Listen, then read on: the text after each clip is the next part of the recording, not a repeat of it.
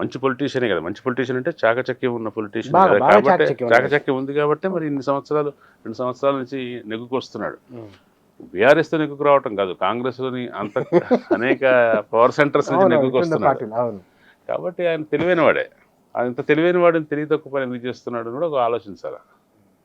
ఆయన అనుకుంటున్నాడు ఏమన్నా మరి ఆయనకు తెలంగాణకు సంబంధించిన ఒక ట్రబుల్డ్ రిలేషన్ ఉండటం ఆయనకు వ్యక్తిగతంగా, ఇంతకుముందు తెలంగాణని వ్యతిరేకించడం, తర్వాత తెలుగుదేశం చేరిన తర్వాత ఏదో సాంకేతికంగా సపోర్ట్ చేయడం తప్ప తెలంగాణ ఉద్యమంతో పెద్దగా ముడిపడిన వ్యక్తిత్వం కాదు ఆయనది. కాబట్టి జై తెలంగాణ అంటానికి కూడా చాలా మొహమాట పడుతున్నాడు. అనలేదు ఇంతవరకు, ఒకసారి అన్నట్టున్నాడు అంతే. గన్ పార్క్ దగ్గర కూడా ఫ్రీక్వెంట్గా వెళ్ళాడు. ఆ సింబల్స్ని గౌరవించడం ద్వారా తనకు కూడా గౌరవం పెరుగుతుంది, అదనంగా కొంత ప్రెస్టేజ్ వస్తుందని నేను అనుకోవట్లేదు. అట్లా చేయమని ఆయనకి ఎవరు సలహా కూడా చెప్పట్లేదు. అది లేకుండా కూడా నెగ్గుకొస్తాను అని అనుకుంటున్నాడు. దాంట్లో తెలంగాణ సమాజాన్ని మార్చగలుగుతాడా? నాకు నమ్మకం ఏంటంటే తెలంగాణ రాష్ట్రం